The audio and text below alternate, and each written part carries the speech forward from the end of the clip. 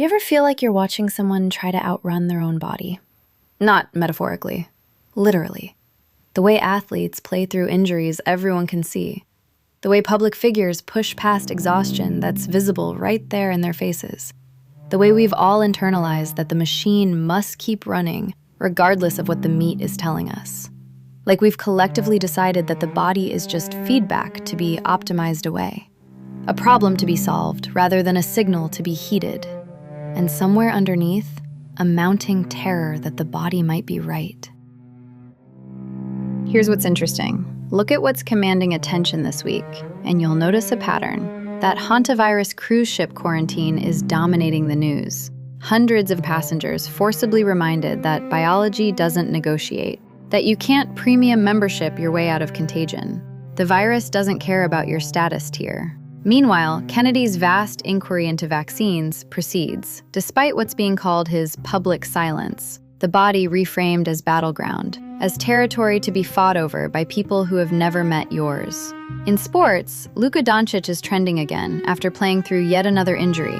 The familiar narrative, heroic self-destruction. We call it heart. We call it wanting it more. And then there's Cain. Her memoir drops this week. This is not about running. She was Nike's prodigy, the fastest girl in America, until her body finally said no.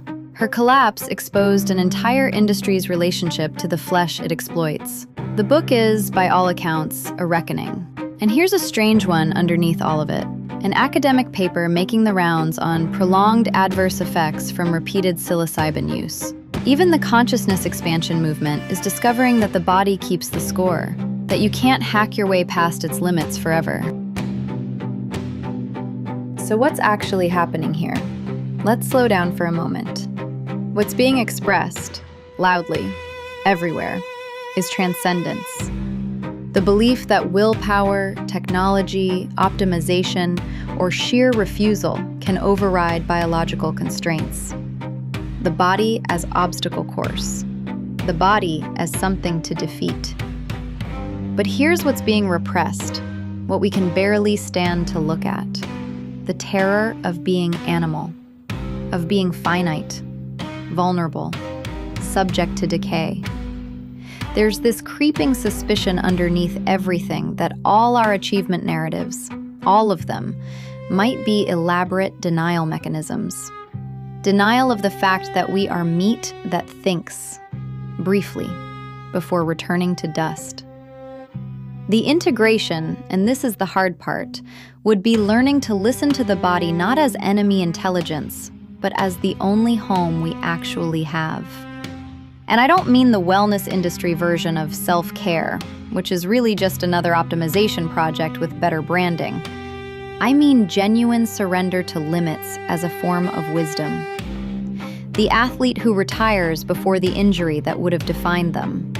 The worker who quits before the breakdown. A culture that stops celebrating destruction disguised as dedication. There's a philosopher-physician named Drew Leder who spent his career on exactly this question. His book, The Absent Body, asks something deceptively simple. Why do we forget we have bodies until they hurt? His central insight is this: the body disappears in health.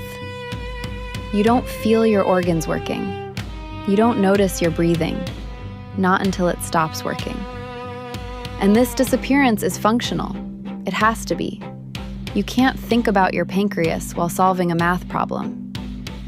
But it creates a dangerous illusion that we are minds piloting meat suits rather than integrated organisms. Leder called this the ecstatic body, the body that stands outside itself, alienated from its own processes. And here's the problem. Capitalism exploits this. Athletics exploit it. Achievement culture exploits it. They treat the body's natural absence from consciousness as permission to abuse it. The body only returns through dysfunction, through pain, through illness, through collapse. And by then, we've usually already betrayed it. Cain's story is Leder's theory made flesh. A body pushed past its own signals until it had no choice but to scream. I want to leave you with a scene. Whiplash, Damien Chazelle's 2014 film. Everyone remembers it for the drumming and the abuse, but the scene that matters most is smaller. Andrew Neiman is alone in his practice room. His hands are bleeding onto the cymbals, and he does not stop. He dunks his hands in ice water and keeps playing. The blood is not a warning to him. It's proof. Proof that he wants it enough. Proof that he's transcending the weakness of his own tissue. His monstrous teacher, Fletcher, never has to demand this specific sacrifice. Andrew volunteers his body as tribute to an idea of greatness. The film's final performance is the structural turn.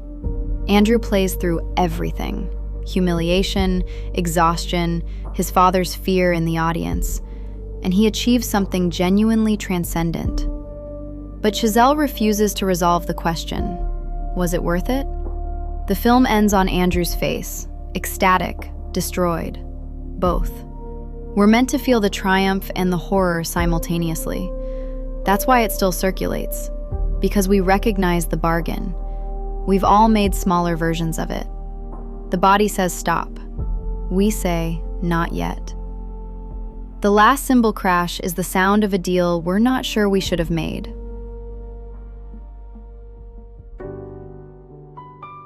Stay curious, read widely, make something real. This has been the Zeitgeist Whisperer.